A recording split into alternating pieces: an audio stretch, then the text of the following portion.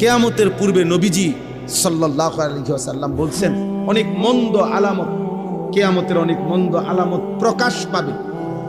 যেমন মদ পান বেড়ে যাবে, হত্যা খুন বেড়ে যাবে, নাচ গান নর্তকীর বাদ্যযন্ত্র বেড়ে যাবে, মায়ের নাফরমানি বেড়ে যাবে, বাবার অবাধ্যতা বেড়ে যাবে, বন্ধুদের আড্ডা বেড়ে যাবে, রাষ্ট্রীয় সম্পদ